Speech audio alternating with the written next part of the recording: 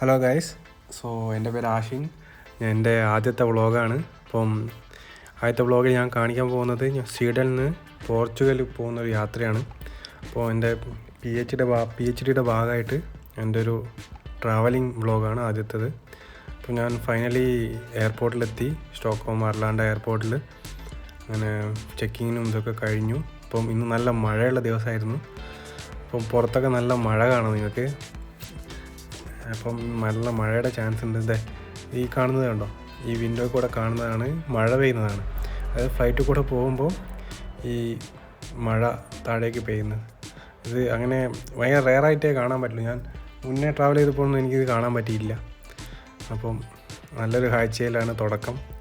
Finally നമ്മൾ Amsterdam എയർപോർട്ടിലെത്തി. ഇവിടെയാണ് ലേ over. ഇവിടെ ഒരു 2 മണിക്കൂറോളം ലേ ഓവർ ഉണ്ട്.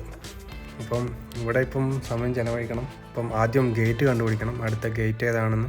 ഇവിടുന്ന് പിന്നെ ഒരു 4 മണിക്കൂർ യാത്രയുണ്ട് പോർച്ചുഗലിലേക്ക്. നമ്മൾ ലാൻഡായിട്ടുണ്ട്.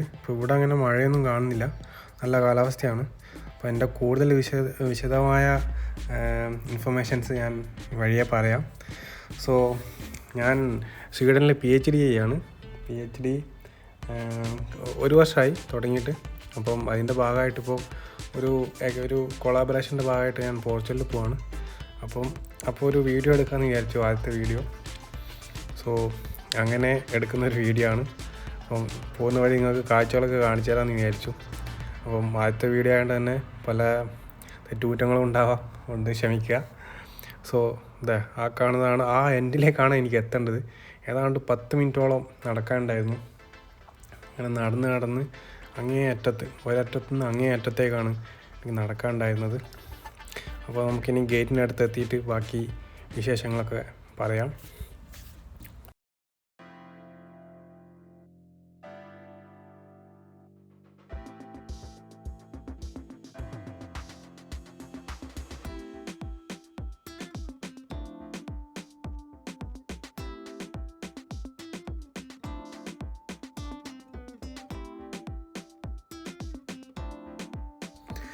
അങ്ങനെ നമ്മൾ ഫൈനലി ഗേറ്റിനടുത്തെത്തി.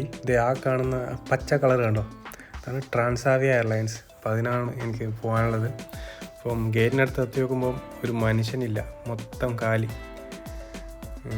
നിങ്ങൾക്ക് കാണാം, സീറ്റൊക്കെ കാലിയാണ്, ഒരു മനുഷ്യനില്ല. ഐ തിങ്ക് ഞാൻ ആദ്യം എത്തിയോണ്ടായിരിക്കാം. ആരെയും കാണാനില്ല. കുറച്ച് നേരം ഇവിടെ വെയിറ്റ് ചെയ്യാം.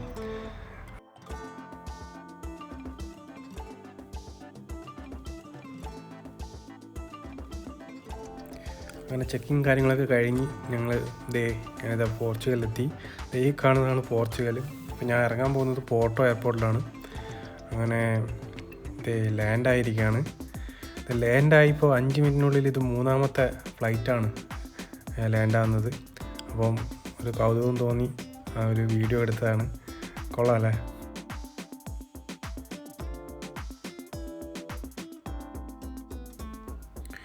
അങ്ങനെ ഏതാണ്ട് 8:30 ഞാൻ എത്തിയതാണ് എയർപോർട്ടിൽ. 1 മണിക്കൂർ കാത്ത് നിന്നൊരു ബസ് കിട്ടി. അങ്ങനെ ഫ്ലെക്സ് ബസ് എടുത്ത് അവൈറോ എന്ന് പറഞ്ഞ സ്ഥലത്തെത്തിയിരിക്കുകയാണ്. ഒരു മനുഷ്യനില്ല സ്ട്രീറ്റിൽ. സമയം ഏതാണ്ട് 11:30 ആയി കാണും രാത്രി. ഒരു മനുഷ്യനില്ല, മൊത്തം സ്ട്രീറ്റ് ലൈറ്റ് മാത്രം. അങ്ങനെ എനിക്കെൻ്റെ അക്കോമഡേഷൻ തപ്പി കണ്ടുപിടിക്കണം. അങ്ങനെ ഫൈനലി ഞാൻ എൻ്റെ അക്കോമഡേഷനിലെത്തി. ഈ റൂമാണ് എനിക്ക് അറേഞ്ച് ചെയ്തിട്ടുണ്ടായിരുന്നത്. ഒരു പഴയ ഒരു ഹോളിവുഡ് സ്റ്റൈലിലൊരു റൂമാണ്.